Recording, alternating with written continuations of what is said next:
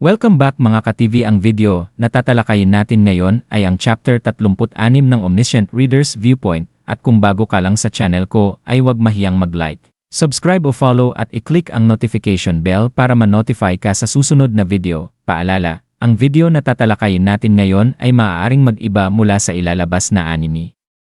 Hindi ko inaangkin ang mga drawing o anumang materyales na ipapakita. Ang layunin ko ay magpakita ng suporta at magbigay ng impormasyon tungkol dito. Ang lahat ng kredito ay nananatili sa mga orihinal na may-ari. Maraming salamat. Makalipas ang ilang sandali, nagsimula kaming maglakad papunta sa pasukan ng nakatagong dungsyon na nasa unang underground floor. Mabigat ang hangin sa paligid at tila mas lumalalim ang katahimikan habang papalapit kami sa aming destinasyon. Ang tunog ng aming mga yabag ay marahang umaalingaw sa walang lamang istasyon, at sa bawat hakbang ay parang mas lalong bumibigat ang pakiramdam ko, habang nauuna sina Lee Ji-hye, Lee Gil-young, at Jung Hee-won. Tahimik akong naglalakad sa likuran habang nakatitig sa screen ng aking smartphone.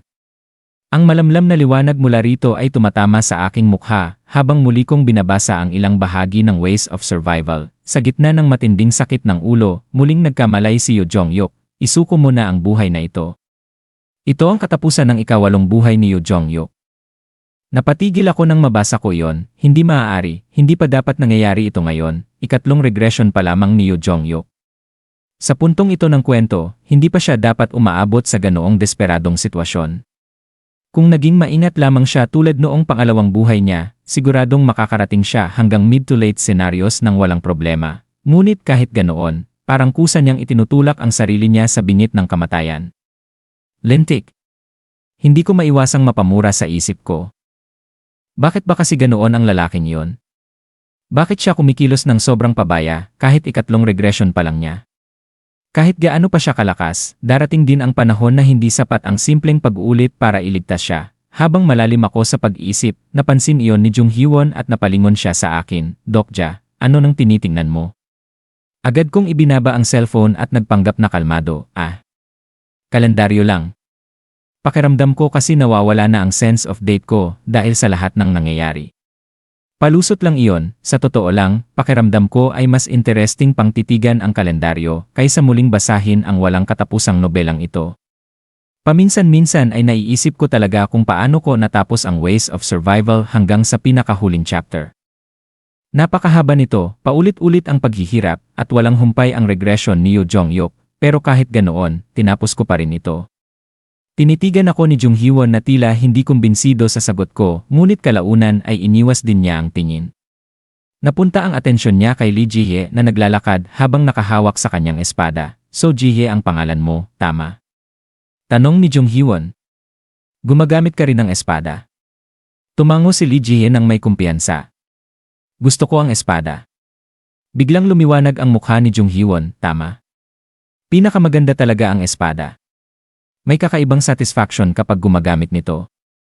Alam din ni Uni ang lasa. Bahagyang nagmingming ang mga mata ni Lee Ji-hye na tila natuwa na may nakakaintindi sa kanya. Napangiti si Jung Hee-won habang pinagmamasdan ang espada sa baywang ni Lee Ji-hye. Halatang mamahalin ito, makinis, eleganteng tingnan, at may kakaibang presensya. Malamang ay si Yoo Jong-hyuk mismo ang nagbigay nito. Maganda ang espada mo, sabi ni Jung Hee-won. Regalo iyon ni Master. Sagot ni Lee Ji-hye nang may halatang pagmamalaki. Kay Uni naman. Agad na napatingin si Jung Hee-won sa Growlhorn blade na hawak niya. Kumpara sa espada ni Lee Ji-hye, mas magaspang at simple itong tingnan, ayos din naman ang akin. Ngunit kahit ganoon, hindi niya maiwasang sumulyap muli sa espada ni Lee Ji-hye. Hindi ko alam kung bakit pero bigla akong nakaramdam ng kaunting guilt. Wala naman talaga akong kasalanan, pero pakiramdam ko ay parang may pagkukulang ako. Siguro dapat ay mas maaga akong naghahanap ng mas magandang sandata para kay Jung Hee-won, para mabasag ang awkward na katahimikan. Nagsalita ako, Hoy, bakit kay Hee-won ka lang nakikipag-usap habang iniisnab mo ako? Nagulat si Lee Ji-hye at agad na napaatras ng kaunti. Mahina kasi ako sa matatandang babae. Biglang natahimik ang paligid, pagkatapos ay malakas na natawa si Jung Hee-won. Ay go, ang cute naman ito. Bago pa makaiwas si Lee Ji-hye, agad siyang niyakap ni Jung Hee-won at nilagyan ng playful na headlock. Pilit na nagpumigla si Lee Ji-hye habang sumisigaw ng protesta, Uuni. Bitawan mo ako. Ngunit lalo lamang tumawa si Jung Hyewon, mukhang mabilis na nagkaroon ng koneksyon ang dalawang Demon Slayers. Matapos makawala, inayos ni Lee Ji-hye ang kanyang damit bago biglang tumingin sa amin, "You led the way. Bakit niyo iniligtas si Master?" Si Jung Hyewon ang unang sumagot, "Magkakampi kami." Agad na umuso si Lee Ji-hye, "Huwag kang magsinungaling." Kung ganoon, dahil kapaki-pakinabang siya. Parang si Master ka lang magsalita. Naging kakaiba ang ekspresyon ni Lee Ji-hye matapos sabihin yon. Para bang saka lang niya napagtanto kung gaano kahawig ng pag-iisip ni Yoo Jong-hyuk ang kay Jung Hyewon. Sa sandaling yon, lumitaw ang isang constellation message sa harapan ko. Ang constellation na secretive plotter ay nagtataka tungkol sa iyong puso. Kung isipin, hindi lang pala si Lee Ji-hye ang nagtataka sa ginagawa ko, malamang pati ang mga constellation ay nalilito rin. Si Yoo Jong-hyuk ay isang taong handang patayin ako anumang oras kung magkakaroon siya ng pagkakataon. Kaya mula sa pananaw ng iba, napakawalang saysay na sinusubukan ko pa siyang iligtas. Pagkatapos ay lumitaw ang isa pang mensahe, ang constellation na Demon-like Judge of Fire. Ay nagustuhan ang iyong pagnanais na iligtas ang isang naligaw na kaibigan. 100 coins ang na-sponsor, napapikit ako sandali, lubos na nagkamali ng pagkaintindi si Uriel. Hindi dahil sa pagkakaibigan o kabutihan kaya ko gustong iligtas si Yoo Jong-hyuk, may sarili akong dahilan, ayokong mamatay siya at muling regression matapos mamatay. Sa unang tingin, tila napakagandang kakayahan nito. Sa tuwing mamamatay si Yoo Jong-hyuk, bumabalik siya sa nakaraan at muling nagsisimula. Isang napakadayang kakayahan. Ngunit kasabay nito ay isang napakadelikadong tanong. May isang pagkakataon sa nobela kung saan may nagtanong kay Yoo Jong-hyuk, "You led the way. Ano nang nangyayari sa mundo pagkatapos mong bumalik?" Hindi ko na maalala kung sino ang nagtanong noon, ngunit malinaw pa rin sa isip ko ang naging sagot ni Yoo Jong-hyuk. Hindi ko rin alam. Lagi ko lang pinipili ang mundong mas maraming taong mabubuhay, mukhang makatwiran pakinggan, ngunit ang totoo, hindi talaga alam ni Yoo Jong-hyuk kung ano ang nangyayari sa mga mundong iniiwan niya, walang nakakaalam, hindi agham. Hindi mahika, kahit ang Starstream ay walang malinaw na sagot, nagre-reset ba ang mundo tuwing nagre-regress siya? O nagpapatuloy ang isang hiwalay na parallel universe matapos niya itong iwan? Kung pangalawa yon, mabuti sana. Pero kung ang una, nanlamig ang likod ko, Hyung. Napabalik ako sa realidad nang marinig ko ang boses ni Lee Gil-yaung, nakatingala siya sa akin, habang mahigpit na hawak ang laylayan ng damit ko. Balisa ring gumagalaw ang ipis sa ulo niya. Sa tingin ko, nandito na tayo. Kasabay nito ay lumitaw ang system message, "Ikaw ay papalapit sa outside region. Mag-ingat na huwag lumabas sa scenario area, hindi iyon mahalaga." Itinuturing na inside area ang hidden dungeon ng Changmuro, lumiko kami sa kanto, at saka namin nakita ang exit isa. Sa likod nito ay isang madilim na pasukan na tila nilalamon ng anino. Biglang naging mas malamig ang hangin sa paligid at may kakaibang nakakatakot na aura na lumalabas mula rito. Sunod-sunod na lumitaw ang mga mensahe, "Natagpuan mo ang isang hidden dungeon, ang dungeon na ito ay nadiskubre na ng ibang tao. Hindi mo makukuha ang first discovery achievement, may bagong hidden scenario na dumating." Hidden scenario, Theater Dungeon, category, hidden, difficulty, A, clear conditions, talunin ang master ng Theater Dungeon, time limit, non-compensation, 4,000 coins, failure, nanlaki ang mga mata ni Lee Ji-hye, ano ito? Theater Dungeon. Mukhang nagulat din si Lee Gil-yaung. Marahil ay unang beses niya itong makitang hidden scenario, samantala, nakatingin naman si Jung Hyewon sa pasukan na parang humahanga, isang sinehan bilang dungeon. Bulong niya. Parang romantic naman. Romantic, muntik akong matawa, ganoon lang ang iniisip niya dahil hindi pa niya alam kung gaano kapanganib ang lugar na ito, walang pag-aalinlangan kaming pumasok, pagkapasok namin. Sinalubong kami ng pamilyar na amoy ng lumang multiplex theater. Punit-punit na movie posters ang nakadikit sa mga dingding habang kumikislap ang mahihinang emergency lights sa itaas. Ikaw ay pumasok sa Theater Dungeon, napakalaki ng dungeon, mula basement hanggang ikawalong palapag. Ngunit sa kabila ng nakakatakot na atmosphere, kakaibang walang laman ang lugar. Hyung, bakit punit lahat ng posters? Tanong ni Lee Gil-yaung habang nagmamasid sa paligid. Hindi ko alam, sagot ko kahit alam ko naman ang totoo. Ang mga poster ang mismong core ng Theater Dungeon, bawat poster ay kumakatawan sa isang movie world. Malamang ay isa-isang winasak ni Yoo Jong-hyuk ang mga ito, habang umaakyat siya, nililinis ang bawat pelikula upang makuha lahat ng rewards. Maliban sa mga poster, wala nang ibang kakaiba sa basement. Walang halimaw.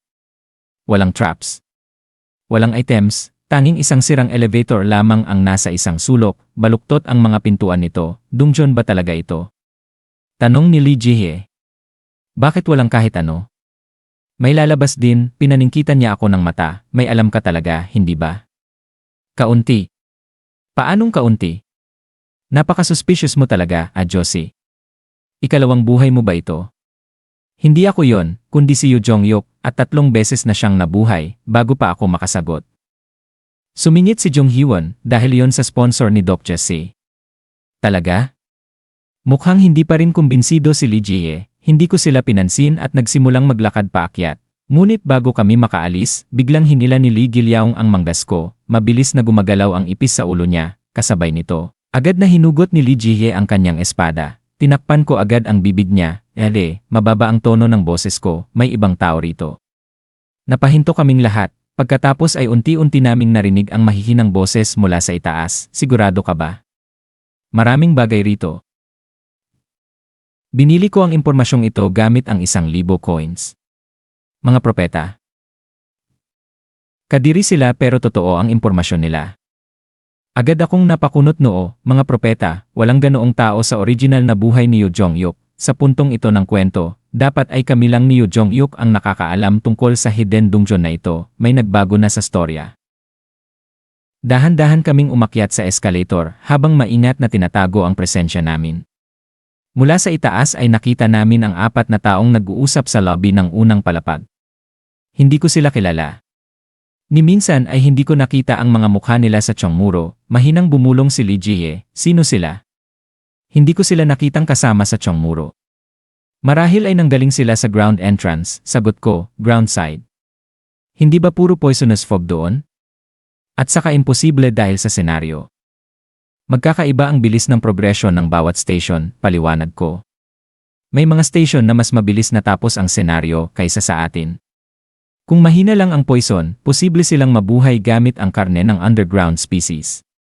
Kahit sinabi ko iyon, hindi pa rin nawawala ang pagdududa ko, mga propeta, hindi dapat umiiral ang variable na ito. Habang nag-isip ako, biglang bumaba ang isang asul na spotlight mula sa kisam, na palibutan ng liwanag ang 4 na lalaki. At pagkatapos, bigla silang naglaho. Anong nangyari sa kanila? Tanong ni Jung Hee-won habang nagulat na napaatras. Hindi ako agad sumagot, sa halip ay mabilis kong sinuyod ng tingin ang mga posters sa dingding. Punit din, punit ulit, halos lahat ay wasak na. Malamang ay si Yoo Jong-hyuk ang may gawa nito habang nililinis niya ang dungeon. Pagdating ko sa pinakadulo ng dingding, isa na lamang ang natitirang hindi napupunit. Tinitigan ko ang nakasulat dito, Steven Spielberg, Samuel L. Jackson. Jeff Goldblum, napapikit ako sandali. Bastard. Iniwan talaga ni Yoo Jong-hyuk ang pelikulang ito, mukhang kahit siya ay ayaw mag-aksaya ng oras dito noong 3rd regression niya, at sa mismong sandaling iyon. Muling lumiwanag ang spotlight, ngunit ngayon, kami naman ang tinamaan nito. Nagulat sina Lee Ji-hye at Lee Gilyaong at agad silang napaatras, ngunit wala ng paraan para makaiwas, masyadong mabilis ang liwanag. Parang isang tunay na rey na bumagsak mula sa kisem, tumingin ako kay Jung Hee-won. Hee-won, mahilig ka ba sa pelikula? Oh, of course. Bakit? Pagkatapos nito, baka hindi mo nagustuhin. Ano nang ibig mong, ikaw ay tinamaan ng projection light, magsisimula na ang screening, kasabay ng system message, nagsimulang magbago ang paligid, unti-unting naglaho ang lumang sahig ng sinehan at napalitan ng makapal na berdeng damuhan. Ang popcorn stand at reception desk ay naging matataas na puno at masukal na kagubatan. Ang kisam ng sinehan ay naging isang walang katapusang asul na langit, napaatras si Lee Ji-hye, habang mabilis na nilibot ng tingin ang paligid, nasaan tayo? Agad niyang hinugot ang espada at walang habas na tinaga ang mga puno at damo sa paligid, ngunit walang nagbago. Samantala, tahimik lamang si Lee Gilyaong habang seryosong pinagmamasdan ang paligid. Lumapit ako sa isang puno at hinawakan ito. Magaspang, mamasa-masa, totoo, hindi ito simpleng ilusyon. Isa itong tunay na rainforest mula pa sa Mesozoic era. Ito ang kapangyarihan ng master ng Theatre Dungeon, isang pelikula, bulong ko, napakawalang kwentang sitwasyon nito. Mahina ngunit nanginginig na sabi ni Jung Hee-won, ngumiti ako ng bahagya. Isa ng realidad ang isang nobela, walang dahilan para hindi maging realidad ang pelikula rin. Mabilis naka-adjust si Jung Hee-won at agad nagtanong, Josie, anong pelikula ito? Malalaman mo rin. Hindi mo na lang sabihin. Sandali, ano nang ginagawa ng batang iyan? Sa mismong sandaling iyon, gumalaw ang mga palumpong sa tabi namin, may biglang tumalon palabas, isang dambuhalang insektong kahawig ng praying mantis. Halos 40 sentimetro ang laki nito, hoy bata. Lumayo ka. Sigaw ni Li Jie, ngunit kalmado lamang si Li Giliao, hindi yan praying mantis, sabi niya. Titanoptera iyon mula sa Triassic period. Dahan-dahan niyang iniabot ang kamay niya sa insekto. Hindi ito umatake, sa halip, nabalot ng asul na liwanag ang katawan nilang dalawa, napanganga si Li Jie, ano nang nangyayari? Fabre, maikli kong sagot, talagang magandang desisyon na isinama ko si Li Giliao dito, maaaring malaking tulong ang kakayahan niya para makalampas kami sa dungsyon na ito. Gumalaw ang malaking bibig ng Titanoptera habang seryosong nakikinig si Li Giliao, parang nag-uusap sila. Makalipas ang ilang segundo, biglang namutla si Li Giliao, hiyong.